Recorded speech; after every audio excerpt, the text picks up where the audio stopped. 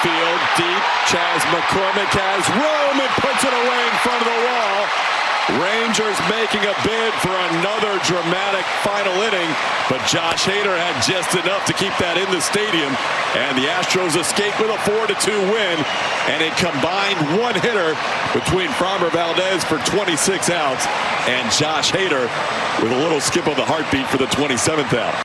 A little skip of the heartbeat. Josh Hader, please, for the love of God, give me one night where I can feel amazing the next day about Framber Valdez and what he's been doing over the last couple of months. He was within 1 out of a no-hitter before Corey effing Seager, again, hit a home run. But he's 6-0 in his last 8 starts with a 2.81 ERA. The Astros are 8-0 over his last 8 starts. His 6 wins since June 23rd are tops in the majors. And he was so close to being the second pitcher in franchise history to record 2 no-hitters. Framber Valdez, Joe George, nearly got it done last night. He was incredible. This is the Framber that, last year before the All-Star break, he was the number 1 or 2 betting favorite to win the American League Cy Young. And then the second half of the season was a mess. But that's who he's been in his last handful of starts again, as a Cy Young caliber pitcher. Also, great defender yesterday. Great infielder. Couple great plays. Every single one got a little nervous. Sean's moving his head back and forth. It is a low bar to clear with Framber Valdez as a fielder. Also, the real, I guess, wildness that comes with the Framber fielding experience is when there's runners on base, and credit to him, we're not hardly any runners on base for the entire game, but it's when he tries to pull a double play or make a play at the plate that he somehow throws it into the second deck. He makes it fun. He makes it fun. Yeah, for the fans who might leave with a souvenir. Yeah. Right, exactly, Sean. Some more Framber fun facts. He's been on a roll of late. This is from the Astros notes. But after last night's game, since becoming a mainstay in the Astros rotation in 2020, Framber has been one of the top starters in the majors since 2020. He's 56-31 with a 3.23 ERA, first in wins in the American League, third in ERA. His 7 complete games are tops in the American League over that period. And since 2020, he leads all pitchers in postseason innings and strikeouts and is tied for first in postseason wins. So it's very good. You know what else? Framber yesterday was back in his blue jerseys. Yeah. He's gone away from being in his blue jerseys every time. Also, Yainer Diaz caught him yesterday. Yainer Diaz almost caught his second no-hitter of the season. Yeah, so Yainer Diaz, he's back as a good catcher. But you're switching it over, Joe, to Yainer Diaz. Oh, we're going right into it. We gave it 5 minutes talking about all the good things that Framber Valdez has done since June 23rd. I'm ready to go on trial. I'm ready. The Twitch is here. Let me pull up the restream here so I can put Junior Bronco's comments on the YouTube and everything. At ESPN Houston, twitch.tv/ESPN975. So the season has changed dramatically for the Houston Astros over the last couple of months, largely due to that 17-4 stretch that they had. And there was a time when we were wondering about the future of the Astros, things they should maybe do at the trade deadline. And let me think. I'm making a slow build. Nothing comes to mind. Slow build. Nothing. Nope. What was it? What was it that Joe said? Oh, Joe, at the very least, seriously considered trading Framber Valdez. Mm-hmm. Yeah, as Junior Bronco reminds the Twitch, and you can see it now if you're watching on YouTube as well. Junior Bronco says should have traded Framber when he shook off Yainer signs back in April. Am I right? I think it was May 21st. Yeah, it was May, Junior Bronco. Get your days right, okay? If you're going to come at me, get your facts correct. But the fact that you asked to trade Framber Valdez is a fact. Here's the thing. When I made that comment, I don't regret it. You don't? Because, as also Junior Bronco points out, I said it was disrespectful to his teammates. Because I think it was. Because you had a good start going. And then you decided that you knew better than Yainer Diaz, who like proved again last night he's a good catcher. Maybe not the best framer, he's a good catcher. But Framber was a disaster in that start. And I was kind of fed up at the time with how the Astros were playing, with Framber's mental breakdowns that he's been having. I know Dana Brown today, actually, when he was doing his flagship interview, he tried so hard. I give QB1 a lot of credit. He straight up asked Dana Brown, is Framber no longer mentally weak? That's pretty much what he asked him. And Dana tried to spin it as, it's just being competitive and all this and this and this. No. It's mental breakdowns. And he was incredible last night. Do I regret saying the Astros should trade Framber Valdez? No. And was I wrong? For the time being, yes. I was. So then why don't you regret it? Because I don't back down from takes that I give. If I hang on. Because that's what this was an opportunity to do. Much like Framber Valdez seems to finally be back on the right track. Joe, this was an opportunity for you to dig in your heels. Yeah, trade him this offseason. No. There we go. There it is. No, I mean, build your wall. Look, he is a great pitcher. When he's this guy, he is one of the best pitchers in baseball. There's never been a doubt about that. It's the mental collapses that this guy had when he wasn't named the starter of the All-Star team last year by Dusty Baker that I was kind of just over. I was over it. And you still even saw it last night because when he gave up that Corey Seager home run, I saw his body language and I was like, get him the hell out of this game. Yes, get him out now. Get him out quickly. Move him. It was a great start. Just pull him. Just throw in the towel.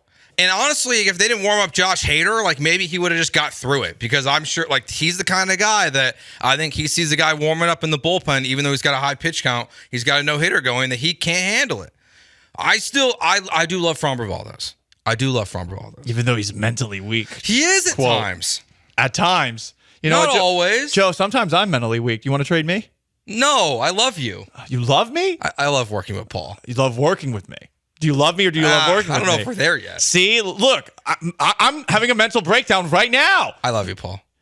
But I don't know if you Including actually do. all your grays. See, what the hell? See? What? I'm having a mental breakdown right now. And Joe George, he's willing to trade a Latin American, but not willing to trade now that a white man. Texter's going to be coming after us again. Listen, he's got a point there. Look, here's I don't apologize for my Framber take. Was I wrong? Probably. I also, in my own defense, when I said it, I did believe the Astros were going to have, I don't know, a bunch of guys coming back to pitch for this team in 2024, and I didn't think he would be as important as he is now because right now he's the only guy you can trust besides Hunter Brown. Yeah. Like, I thought JV was going to be better than he's been. I thought Luis Garcia and Lance McCullers were going to come back. So part of it was of there's more coming. That's all gone now. Framber Valdez, I'm glad they didn't trade him. I'm not going to double down on that take. I am going to double down on the fact that I would still never give this guy a new contract. I would not give someone that is this inconsistent. I cannot believe I'm saying this the day after he almost threw a no-hitter. Yeah. But, I would not give him $30 million a year or whatever he's going to cost at his age when he hits free agency in 2 years. I'd give him 50. I'd give him 100. No, Poncho. I don't have an axe to grind against the age. I love Houston. I think you do. Man. I had plenty of opportunities to leave, and I haven't left. I like the city. There's a no-hitter today, and there was not a no-hitter. There was almost a no-hitter today, and here's Joe George, and he's sort of wavering, but he still hates Framber. I don't hate Framber. I mean, listen, let's be honest. At least we talked about this no-hitter in a slightly more positive note than the bench did this morning. John went up the show saying it felt like a loss. You know what? When I heard him say that, at first I was like, yeah. I kind of see that. Yeah, we're all kind of stressing with Josh Hader in there. You're wondering what's going to happen next. Corey Seager comes up. I just, it was stressful for a no-hitter. I had the opposite reaction to that because Framber Valdez. Well, because as Astros fans, we've seen 10 no-hitters the last 3 years. They just throw them every single year, including Framber Valdez, who threw one last year. So normally I'd be riding or dying with, let's get this guy a no-hitter. Framber, I'm like, got one last year. Like, let's just get the win. Just get out of here with the win. Wow. Stay alive for the Golden Boot. You know what, Sean, though? It's the silver boot. Get it right. It's a huge trophy. No, not whatever. The Astros have won it 7 years in a row. And since they've won it 7 years in I was a row. giving it too much credit, I guess. No, Calling you weren't it golden. Come on. I forgot. It's a less precious metal. I cannot confirm nor deny that. However, Framber Valdez, you're just so dismissive of Framber Valdez's no-hit ability. Did you know that Framber Valdez has had 4 no-hitters going into the 7th before last night? So he's had 5 no-hitters at least going into the 7th inning. He has a no-hitter already. I mean, he's going to get another no-hitter at some point. Definitely. He gets the ground balls. I think there were only 7 balls out of the infield, 12 ground ball outs. His 62.6% ground ball percentage rate is by far the highest in the major since 2020. He's a no-hitter machine. That curveball was sick last night. When that thing's moving like that, he's filthy. Like he is a filthy pitcher. Trying to build up his trade value. Yep, for the offseason. Yeah. When they trade him for a bucket of balls. A bucket of balls, Joe. I mean, listen, this isn't quite like when you said trade Jose Altuve. Whoa! And No. and trade Too Kyle far. Tucker for a bucket of balls. We jumped the shark. Jumped the shark. I'll trade Yordan Alvarez for a new set of headphones. The only Kyle Tucker trade I've talked about is trading my leg for his. That's the only thing I would trade for Kyle Tucker. That'd be a very funny visual. A little leg and a big leg. I don't want you. He wouldn't run very well. I wouldn't want to host with a peg-legged host. I'd be uncomfortable. No, with I that. would just have like a Whoa. super long. That's ableist. It is ableist, but it'd be strange to think like this man cut off his leg to help out Kyle Tucker. Yep. And then what happened when Dedicated to the game. I mean, I don't think that leg would help Kyle Tucker, Joe. I mean, look, it's in fine shape. The leg wouldn't reach the ground, sir. Yeah, that's the problem. Maybe just like part of a shin bone. Yeah, like if I give him like my shin down, like I think he'll be okay. Not the whole leg.